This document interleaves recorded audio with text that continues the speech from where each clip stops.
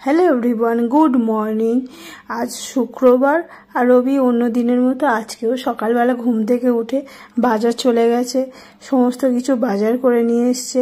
এই ব্রেড নিয়ে এসছে, আমি ব্রেড নিয়ে এসছি, তারপরে ও হয়তো জানতো না, দেখেনি, ও আবার নতুন করে ব্রেড নিয়ে এসছে। ব্রেড, চিড়ে ভাজা, আলু, পেঁয়াজ, আদা, রসুন, আর সাথে নিয়ে এসছে আম। এবছর কিন্তু বাজারে খুব একটা ভালো আম ওঠেনি, মানে কেন বুঝতে পারছি না।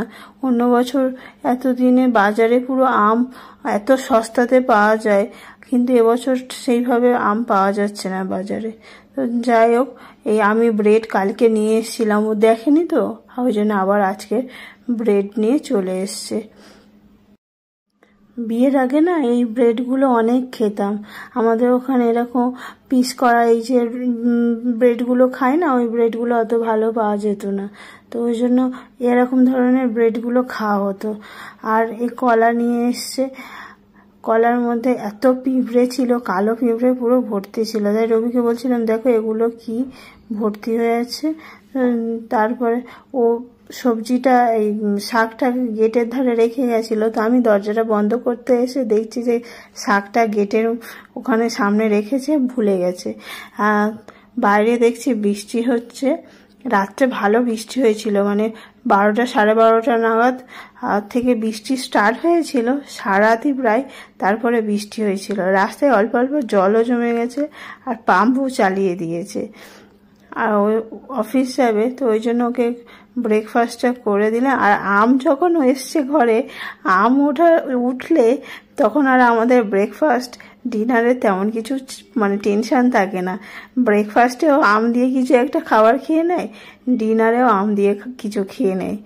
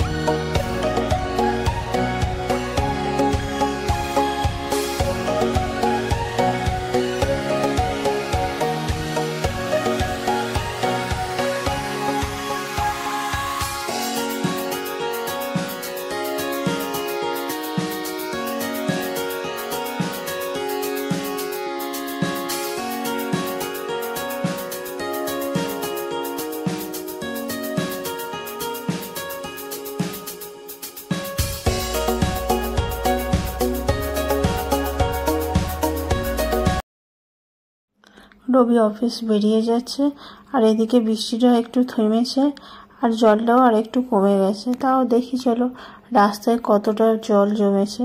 আমি তো বাইরে বেরিয়ে দেখিনি, কিন্তু ঘরে থেকেও দেখা যায় জানালা দিয়ে যে কতটা জল জমেছে না জমেছে। তো রাস্তায় এখন এতটা জল আছে, পাম্প চলছে যেহেতু আর বেশিক্ষণ লাগবে না, জলটা বেরিয়ে যায়। হ্যাঁ, পা ডুবে যাচ্ছে, এতটা জল জমেছে। মানে রাত্রে বেশ ভালোই বৃষ্টি হয়েছে। আসলে আমাদের ঘরে থেকে না বাইরের শব্দ অতটা বেশি ভালো পাওয়া যায় না, সেই জন্য বুঝতে পারি না যে বাইরে কি হচ্ছে না হচ্ছে, বা কতটা ঝড় বা বৃষ্টি হলে অতটা বেশি ভালো বোঝা যায় না। তো চলো বাকি কাজগুলো করতে থাকি। রবি তো অফিস বেরিয়ে গেল, এবার আমি বিছানাপত্রগুলো সব পরিষ্কার করে গুছিয়ে তারপরে আমি ব্রেকফাস্ট করব। মেয়েকে খেতে দিয়েছি, কিন্তু ও এই ব্রেডটা খেতে চাইছে না, কেন জানি না। আমি তাও বললাম যে একদিন খাও, কালকে আবার ওরকম তুমি যে ব্রেডটা খাও ওই ব্রেডটা করে দেবো। মানে ওই পিস কাটা ব্রেড যেগুলো হয় স্লাইস, ওইগুলোও খেতে ভালোবাসে, ও এই ব্রেডগুলো খেতে চায় না। তো ওকে বুঝিয়ে কোনো রকমের, যেহেতু আমটা আছে তো সেই জন্য ও কিছুটা হয়তো খাবে, পুরোটা না খেলেও খাবে। তো ওকে ব্রেকফাস্ট দিয়ে দিয়েছি, ও বসে খাচ্ছে। আর ওর স্যারও আসবে, তো সেই জন্য ও খেয়ে নিয়ে পড়তে বসবে। আর আমি বিছানাটা গুছিয়ে তারপরে আমি ব্রাশ করব, করে আমি খাবো।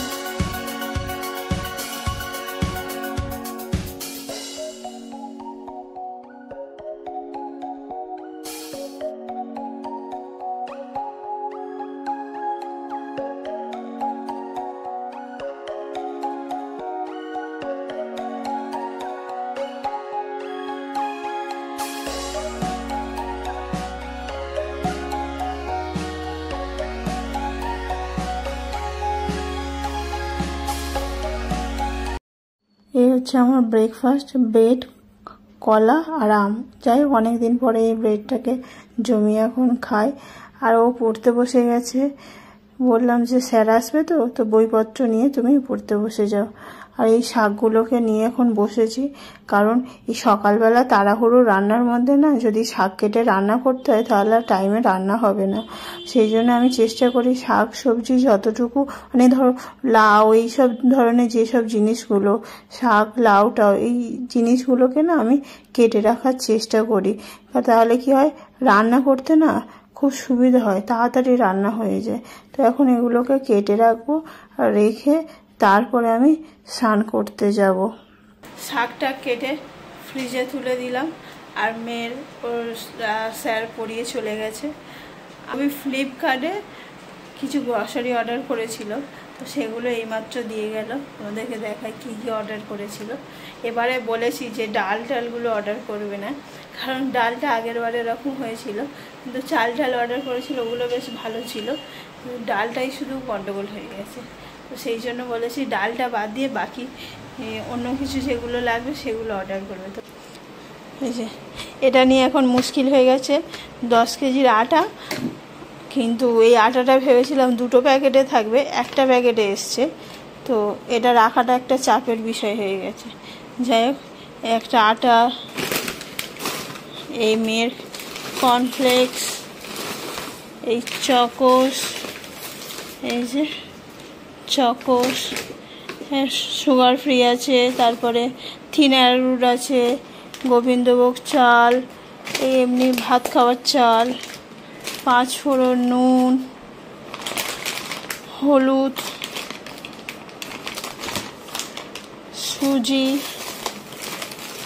এখানে সর্ষে আছে, খেজুর আছে, এই যে খেজুর আছে,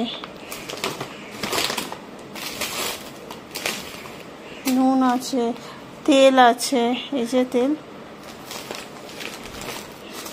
এই জিরে আছে, সাদা জিরে, এই যে সাদা জিরে, 5 ফোড়ন। আর বিস্কিটটা সব থেকে বেশি নেওয়া হয়েছে, এই যেমন এই থিন অ্যারারুট, এগুলো আমার খেতে খুব ভালো লাগে। মেয়ে আবার এটা বেশি খায়, এটা খায়, তবে মেয়েরা, রবির আবার এটা বেশি ভালো লাগে। যাই হোক, আর হচ্ছে এটাও আমি খাই, রবিও খায়, মেয়ে খায় না, এটা খায় না। বিস্কিটটা আমাদের একটু বেশি লাগে, কারণ সন্ধ্যেবেলা একটু ও অফিস থেকে আসলে চা খাওয়ার সময় মানে একটু বিস্কিটটা বেশি খাওয়া হয়। তো সেই জন্য তারপরে এমনি সময় আমার হয়তো খিদে মনে হচ্ছে না, একটু খিদে পাচ্ছে, তখন হয়তো একটুখানি বিস্কিট খেয়ে নিলাম, বা সকালবেলা হয়তো মানে তেমন ব্রেকফাস্ট কিছু করতে ইচ্ছে করছে না, দুটো বিস্কিট খেয়ে নিলাম, এটা হয়। আর এইসব এসছে, এখন স্নান করব, করে কটা বাসন আছে, বাসন কটা মাজবো, মেজে স্নান টান করে তারপরে মানে লাঞ্চ করব, লাঞ্চ করে তারপরে গিয়ে এগুলোকে গোছাবো। এগুলো এখন আর হাত দেবো না। তার মধ্যে আছে ভিডিও এডিট করতে একটু বাকি আছে, ওটাকে পোস্ট করতে হবে, করে তারপরে এগুলোকে গোছাবো। এখানে আছে থাক। তোমাদেরকে যেমনটা বলেছিলাম যে আম এসছে মানে আর কোনো তরকারি অত কিছুই হবে না। আমি বললাম যে রুটি আর একটু তরকারি বানাই, তো বললো না না ওইসব করার দরকার নেই, দই আছে, আম দই কলা দিয়ে খাবো। ডিনার কমপ্লিট হয়ে গেছে, এবারে শুতে যাব। কিন্তু আমার মনে হলো তার আগে তোমাদের সাথে একটা জিনিস শেয়ার করি, যে কিনা তোমাদের সাথে সবকিছুই তো শেয়ার করি, সবকিছু নয় যতটা করা সম্ভব ততটাই করি। তো তোমরা দেখছিলে আমাদের ঘরের জিনিসপত্র ওলট পালট হচ্ছিল, তো তোমাদেরকে ফাইনালি দেখাচ্ছি যে আমাদের ঘরের জিনিসপত্রগুলো কোন দিকে কোনটা কেমন গিয়ে কেমন লাগছে। ঠিক আছে, তো তোমাদেরকে আগে আমি দেখিয়েছিলাম যে আমাদের খাটটা চেঞ্জ হয়ে গেছে, খাটটার পজিশন চেঞ্জ হয়ে গেছে। আর এখানে ছিল তখন দেখেছো এখানে আলমারি ছিল, এই আলমারি দেখো এই আলমারি চলে এসছে, মানে যেখানে চেয়ার আমাদের এখানে চেয়ার টেবিল এগুলো থাকতো, তো সেখানে আলমারিটা চলে এসছে। এই যে তো যাই হোক এখানে আলমারিটা চলে এসছে। আলমারির পাশে আছে টিভি, এই যে টিভির নিচে আছে ডেস্ক। সেই ডেস্কটার অবস্থা ভীষণ বাজে করে রেখেছে আমার মেয়ে খেলনা টেলনা দিয়ে। যাই হোক, আর এই চেয়ার টেবিলগুলো এখানে চলে এসছে, এই দুটো চেয়ার, এই টেবিল, আর এখানে একটা চেয়ার। এই ফটো ফ্রেমটাকে এখনো লাগানো হয়নি, আমি ভাবছি ফটো ফ্রেমটাকে এখানে লাগাবো, তাহলে দেখতে সুন্দর লাগবে। রবি আবার বলছে এখানে লাগাবে, ওটা এখনো ফাইনাল হয়নি, তো দেখা যাক। এই হলো আমাদের রুম, আর এখানে একটু কিছু ছোটোখাটো চেঞ্জেস করেছি, ওটা পরে তোমাদেরকে দেখাবো। চেঞ্জেস করেছি বলতে একটু গুছিয়ে রেখেছি। এই হলো মানে আপডেট রুমের চেঞ্জেসের। এখানে এখন আলমারিটা রেখেছি, এই আলমারিটা রাখার জন্য টিভির পজিশনটা একটু নষ্ট হয়ে গেছে জানি, কিন্তু আলমারিটার অবস্থা খারাপ। ওয়ালপেপারগুলো লাগানো ছিল সেগুলো সব তুলে দিয়েছি। যাই হোক, আর আমাদের এই ফ্রেমটা এখানে রেখেছি। এখানে একটা অন্য কিছু প্ল্যান আছে, ইন ফিউচার দেখা যাবে, ভাবনা চিন্তা আছে যে পরে এটাকে নিয়ে একটা ভাবনা চিন্তা করব। সেই জন্য আলমারিটা আপাতত এখানে থাকবে, টিভিটা বেমানান হলেও আলমারিটাকে এখানেই রাখবো, তাহলে কি হবে ওই চেঞ্জেসটা পরে করতে পারবো। তোমাদেরকে ছোট্ট করে একটা রুম ট্যুর দিয়ে দিলাম, জানি অত ভালো লাগার কিছু নেই, তবে যেটুকু আছে সেটুকু শেয়ার করলাম। তো এটাই হচ্ছে আমার রুমের আপডেট, মানে নতুন এই চেঞ্জেসের পরে এরকমই লাগছে। তো কেমন লাগছে তোমরা জানিও যে চেঞ্জেসটা ঠিকঠাক আছে কিনা। ঠিক আছে, তো আজকের জন্য টাটা, গুড নাইট, দেখা হবে পরের একটি ব্লগে।